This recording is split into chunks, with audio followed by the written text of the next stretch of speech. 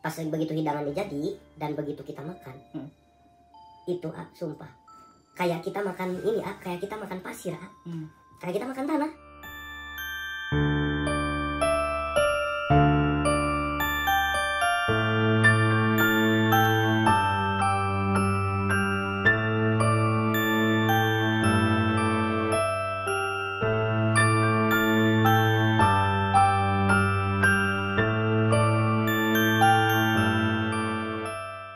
Assalamualaikum warahmatullahi wabarakatuh. Waalaikumsalam warahmatullahi wabarakatuh. Kembali lagi dengan kita di channel Ngobrol Mistis. Jadi kali ini kita akan membicarakan tentang tanah kuburan. Ini satu fenomena yang sudah terbiasa terjadi sebetulnya. Cuman hanya beberapa yang mungkin mengalami langsung gitu. Nah, kemarin sempat ada cerita tentang seseorang yang sharing sama kita mengenai salah satu usahanya yang mengalami drop. Dropnya tuh di luar akal sehat. Jadi 1-2 bulan pertama usahanya luar biasa, melejit, rame banget. Entah kenapa tiba-tiba langsung drop gitu. Saya sempat cerita ke yang pemilik usahanya, coba kamu koreksi dari segi makanan, terus penyajian makanannya, atau juga rasanya mungkin berubah. Nah, setelah ngobrol ternyata semuanya sama, tapi hal berbeda terjadi di luar akal sehat. Seperti apa ceritanya? Selengkapnya kita bakal bahas tuntas di episode kali ini. Sebelum kita bercerita, jangan lupa like, comment, and subscribe.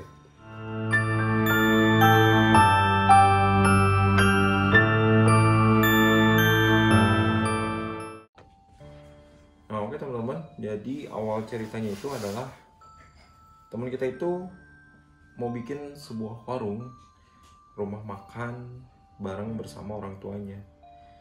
Jadi di lingkungan orang tuanya gitu juga. Dia mau bikin usahanya itu, rumah makannya itu.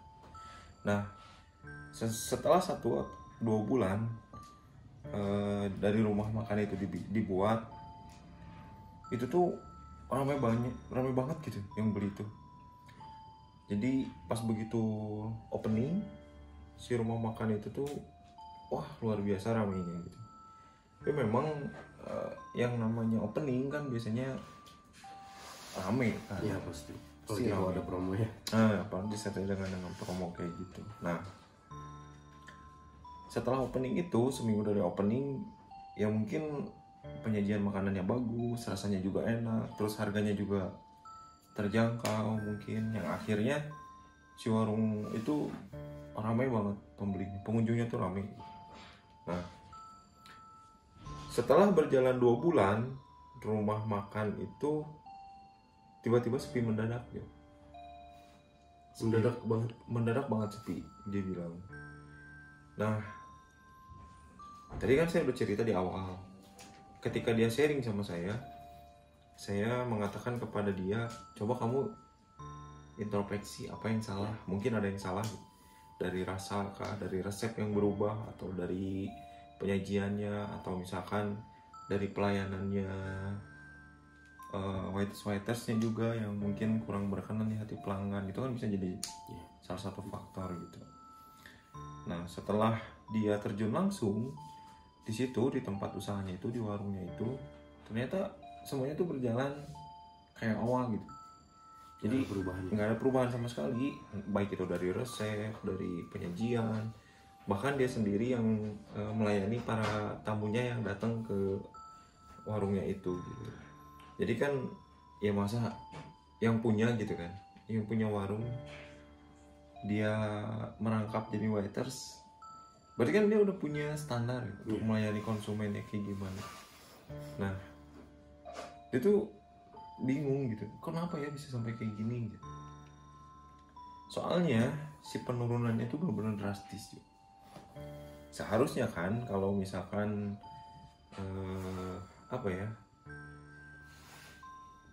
kalau misalkan mengalami penurunan, seharusnya tuh nggak sedrastis itu.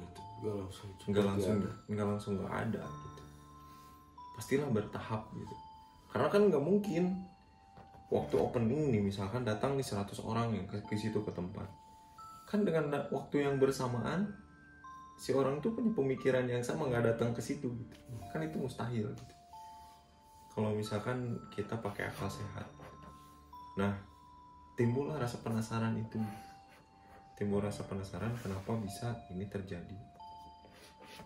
Sebelum dia cerita sama saya, dia tuh sempat ngedatengin kayak ustadz gitu lah. Ustadz gitu. Nah, ternyata hasilnya si ustadz bilang katanya ini ada yang ngejailin pakai tanah kuburan. Sebetulnya kalau misalkan di dunia spiritual itu udah gak aneh. Memang ini salah satu langkah untuk ngerjain dalam tanda kutip usaha orang lain. Iri bisa jadi dianya tuh nggak bisa bersaing secara sehat. Bisa jadi dia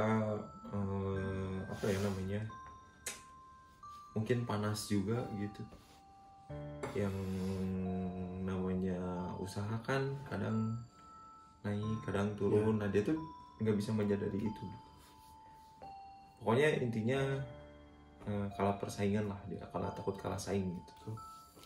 Nah dia tuh baru nanya ke satu orang, si ustadz itu dia baru nanya satu orang. Penasaran, dia nanya lagi ke orang lain. Nah setelah dia tanya lagi ke orang lain, hasilnya sama. Ini penglihatan orang yang kedua ini katanya ada yang ngejailin pakai tanah kuburan. Sama. Nah, dia tuh dia bilang ke saya nggak akan percaya kalau belum menemui 3 orang. Karena kan kalau misalkan dalam pertandingan menang kalah kan wajar. Ini yang terakhir ini jadi penentuan bener enggak nih gitu, pendapatnya sama atau enggak gitu sama si 2 orang yang kemarin sempat diajak ngobrol sama dia. Nah begitu saya main ke sana kemarin, memang ada yang aneh. Anehnya tuh kenapa si warungnya teh nggak kelihatan Jo, kayak tutup aja. Kayak tutup lah, selalu nggak tutup. Iya. Padahal waktu itu saya tuh berhenti tepat di depannya warungnya. Itu aneh gitu. Orang maksudnya bukannya kita ngerasa lebih dari orang lain apa gimana gitu, tapi kok bisa gitu, kayak kita aja sampai ibaratnya terkelabui lah. Gak ngeh gitu. Makanya posisi warung tuh di situ gitu. Ketemu itu warung setelah saya telepon teman saya itu gitu. Saya telepon, dia bilang ini patokannya gitu, dia kan ngasih patokan kan. Di depan ini, di sebelah samping toko ini gini. Saya cari-cari ternyata bener ada. Nah di situ saya ngerasain janggal juga gitu. Kok bisa? Kayaknya orang-orang yang lewat situ nyangkanya tutup atau misalkan si warungnya tuh pindah kemana gitu. Kayak nggak ada di lokasi teh, aneh gitu. Nah setelah saya ngobrol, saya ceritain tadi yang saya alamin sampai saya nelpon, sampai dia tuh aneh. Jadi aneh tuh gini, dia tuh ngomong, main nanaon nelpon orang segitu main di hadapan warung gitu. Itu tapi nggak kelihatan gitu, hasilnya nggak kelihatan gitu. Nah, karena aneh juga sih. Aneh gitu. Di depan warungnya banget tapi nggak lihat. Mending lah kalau misalkan kelewat 20 meter gitu, nggak kelihatan, wajar gitu. Ini pas tuh depannya banget. Nah setelah cerita terus, setelah kemarin dilihat-lihat, ternyata memang ada sosok yang nunggu di situ juga, jadi nutup gitu. Nutup. Jadi sosoknya tuh yang tinggi gede hitam gitu, jadi nutup. Jadi seolah-olah ya ketutup aja, hitam gelap gitu. Nah ternyata setelah saya lihat-lihat putar-putar lokasi, nah dapatlah sih tanah kuburan itu gitu teman-teman. Jadi memang kadangkala si tanah kuburan ini jadi satu media gitu. Iya. Untuk bikin Sepi ya. sepi, bener, untuk bikin sepi gitu. Karena sifat dari Tanah kuburan kan gitu. Tanah kuburan kan ya area pemakaman kan, Iya. ya sepi gitu. Apalagi kalau malam hari, jangankan malam hari gitu kan, siang pun sepi gitu, dingin gitu kan, anyep gitu. Ya kurang lebih fungsinya kayak gitu teman-teman. Nah tapi buat teman-teman yang punya kayak punya usaha, jangan takut sebenarnya, jangan takut dengan hal-hal kayak gini gitu, tanah kuburan kah apa dan segala macam, tenang aja gitu. Karena ya pasti ada solusinya gitu, pasti ada yang ngebantu gitu. Pasti ada yang bantu, entah itu dari teman, entah itu dari saudara, entah dari orang tua mungkin, dan lain-lainnya gitu. Jadi jangan sampai ketika kita menceritakan tentang ini, kalian yang punya niat usaha, saya takut ini, takut itu gitu. Jadi kalian gak usah mikirin ke arah sana gitu. Dan ada beberapa cara sebetulnya untuk menangkalnya gitu. Karena kan kita nggak tahu sebenarnya manusia sifat aslinya seperti apa. Bisa jadi di depan kita ketawa-ketawa baik, tapi kan di belakang nggak tahu. Itulah sifatnya manusia. Karena kita kan nggak bisa baca gitu karakter setiap manusia gitu.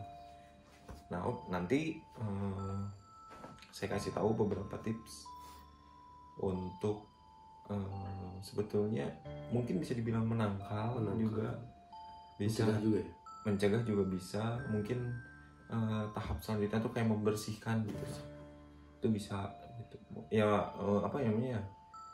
Bisa dicoba lah gitu, siapa tahu ada hasilnya gitu. Nah kamu Jo, kira-kira punya pengalaman nggak? Nah ini nih, saya juga punya pengalaman yang cukup menarik nih soal tanah kuburan. Waktu itu saya sekitar 3 tahun lalu, saya pergi ke daerah, ya adalah daerah masih Jawa Barat, masih utara Pulau Jawa Barat ya, saya nggak bisa sebutkan. Di sana tuh rame banget kita juga jadi penasaran kan, kok ini warung rame banget gitu. Seperti biasa lah, saya sama teman saya dan keluarga saya juga makan di situ. Emang hawanya mungkin karena panas nih, di sana daerah panas kan. Pas kita makan ya kita pesen banyak lah ya, karena kita porsi keluarga banyak. Kita pesen, dan alhamdulillah itu keluarga saya orangnya ya orang-orang yang kalau mau makan mau apapun mereka berdoa dulu gitu, termasuk saya. Berdoa ya seperti biasa gitu, doa makan terus baca Al-Fatihah dulu gitu. Dan pas begitu kita mau makan, ada bau-bau aneh loh, ada bau-bau aneh, kayak bau apa ya, kayak bau bacin, bacin, baju yang apa, yang kerendam selama beberapa hari, terus baunya bau gitu, bau bacin. Ya udah mungkin apa gitu ya, kita nggak langsung berspekulasi untuk ini makanan ada apa-apanya gitu.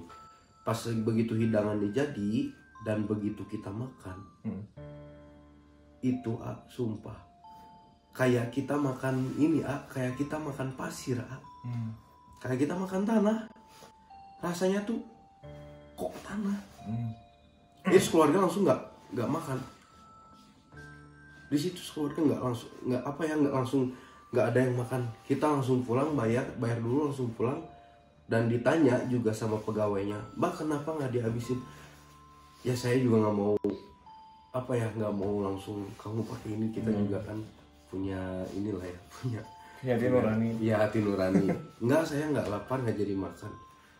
Begitu kita pulang dari parkiran itu, apalagi kan saya bisa ini ya, bisa kadang-kadang juga saya bisa melihat juga gitu ya. Di sana tuh ternyata banyak apa ya, banyak kayak bangkai-bangkai gitu kayak bangkai hewan, bangkai manusia itu ada di sana. Pas kita lihat, karena kan saya pakai mobil, pas parkir saya mau pulang, saya lihat dari spion itu, saya jelas banget lihat kayak ada bangkai manusia, bangkai hewan di situ, semuanya tergeletak ada di situ. Bangkai manusia, mayat. Iya, kayak kafan gitu ya, bangkai yang udah dikafanin lama gitu. Itu tuh kelihatan semua, tapi mereka nggak hidup, mati semua.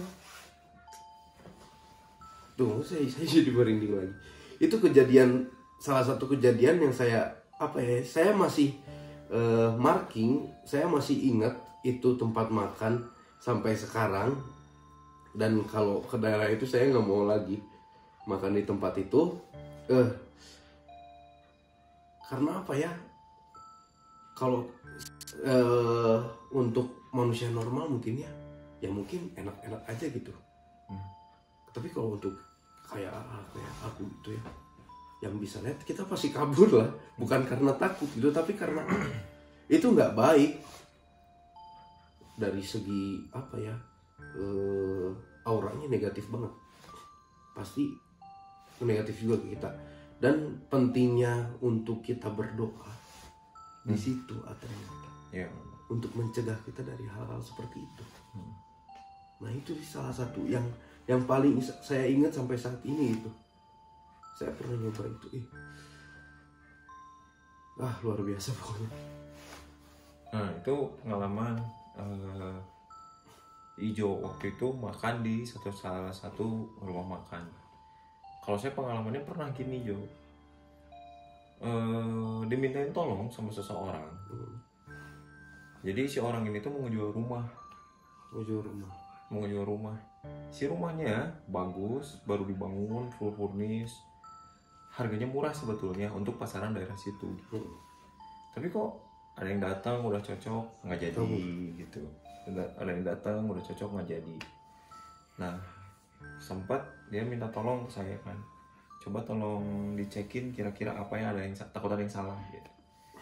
Ternyata ketika saya datang ke lokasi, ternyata ada yang naburin tanah kuburan, jadi biar si rumahnya nggak laku. Dan memang setelah ngobrol dengan dia, si orang yang ngelakuinnya itu nawar rumahnya itu murah banget gitu. Sengaja biar rumahnya dibeli sama dia gitu. Iya. Itu fungsinya, salah satu fungsinya itu. Jadi bukan hanya untuk kayak ya iseng gitu ya, ke rumah makan. Iya, sengaja gitu.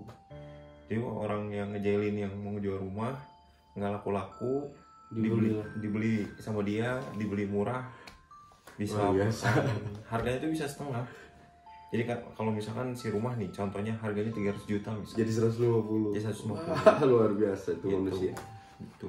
Tapi teman-teman yang lihat video ini, jangan pernah kalian lakuin ini dimanapun kalian berada, apapun kondisinya, seperti apapun tuntutan kalian apa dan segala macam, jangan pernah. Ya karena kan alam mah jujur, ketika kita melakukan hal-hal yang kurang bagus, hal-hal negatif, hasilnya juga gitu. Hasilnya ya bakal seperti itu. Begitupun kebalikannya, ketika kita ngelakuin hal-hal yang baik, yang bermanfaat buat orang-orang, yang bermanfaat buat di sekitar kita, insya Allah pergi kemanapun kita pasti ada manfaatnya juga. Orang baik pasti ada di sekitar kita gitu. Nah, terus ada satu pengalaman, ini apa ya, kayak saran aja sih sebenarnya dari saya. Ketika kalian mau buka satu usaha apapun itu usahanya, bukan hanya di bidang makanan, bukan hanya di bidang pakaian dan segala macam, apapun lah itu usahanya, pokoknya kalau bisa hindari deket-deket area pemakaman. Ya. apalagi sampai si tempat usahanya itu satu areal dengan lokasi pemakaman gitu. Karena kan kalau misalnya kita lihat kayak di kampung-kampung gitu kan, di pedesaannya kan karena tanahnya luas-luas kan, sesepuhnya tuh misalkan dikuburin di situ gitu, di satu tanah itu gitu, satu petak tanah itu. Biasanya di belakang rumah ya. Nah di belakang rumah misalnya gitu. Nah si areal depan tanah sama kita tuh dipakai usaha gitu. Nah, itu tuh kurang bagus gitu, karena pengalaman ketika dilakukan itu tuh jadi kurang aja gitu. Jadi anyap juga. Jadi ke bawah-bawah anyap gitu. Jadi disarankan paling minimal itu 1 kilometer dari area pemakaman. Insya Allah kalau kayak gitu aman gitu. Tapi itu tuh itu tuh beberapa kejadian yang saya alami aja gitu dulu gitu, sama teman-teman, sama relasi, sama kolega gitu, yang terjadi itu seperti itu gitu. Tapi ketika teman-teman misalkan tidak ada pilihan lain dan ternyata harus membuka di sebut ya, Wallahu alam ya. Ya berdoa aja, mudah-mudahan tidak terjadi seperti yang lainnya gitu. Jadi usahanya tuh berjalan lancar, rame gitu, sesuai dengan yang diharapkan gitu. Nah sekarang ada beberapa cara sebetulnya untuk kayak menangkal gitu, bukan menangkal ya. Kalau menangkal mah kan belum terjadi, biar nggak terjadi gitu. Membersihkan ya. Ya kayak membersihkan lah gitu. Nah cara yang pertama tuh cobain kalian sholat hajat 2 rakaat di tempat usaha kalian. Kalau misalkan kalian pemilik usahanya itu, coba deh seluruh karyawan itu disuruh sholat duha 2 rakaat setiap pagi.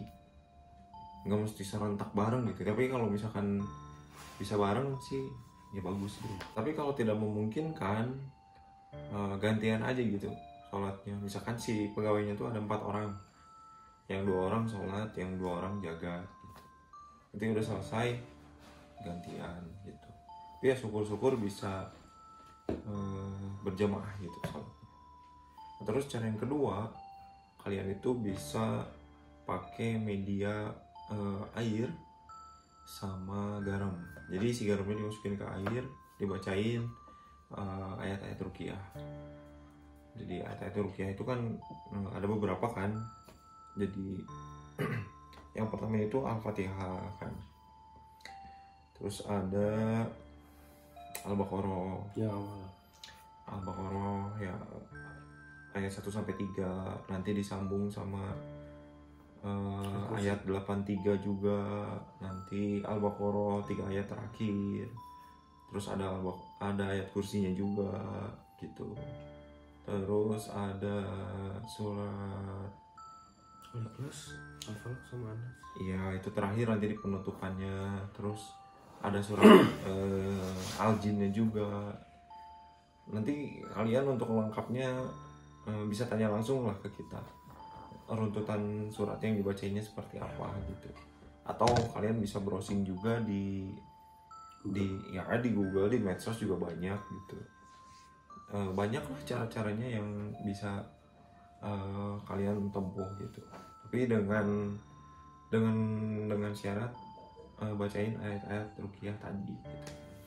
Nah setelah dibacain, si air itu dibacain, garam itu udah dicampur di dalam air, kalian siram aja gitu.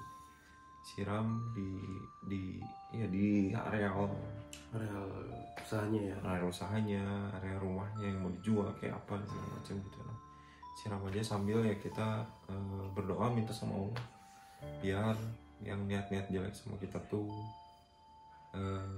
hancur lah gitu, pergi gitu. Dari kamu Jo, ada yang mau ditambahin nggak? ya aku sih sama sih ya. Tapi intinya kalau misalkan kita perlu sesuatu gitu ya, jangan sampai melakukan hal seperti itu gitu. Sampai bawa tanah kubur untuk ditaburkan ke usaha orang lain itu, atau dipakaikan syarat sebagai kuburan supaya makanannya enak gitu. Karena ya namanya syirik kan nggak bisa diampuni dosanya. Paling gitu aja sih kalau dari Ijo. Oke teman-teman, paling segitu dulu di episode kali ini. Saksikan terus Ngobrol Mistis di video selanjutnya. Selanjutnya kita bakal bahas tentang apa? Pantengin terus channel Ngobrol Mistis. Jangan lupa like, komen, dan subscribe. Bye-bye. Assalamualaikum. Assalamualaikum.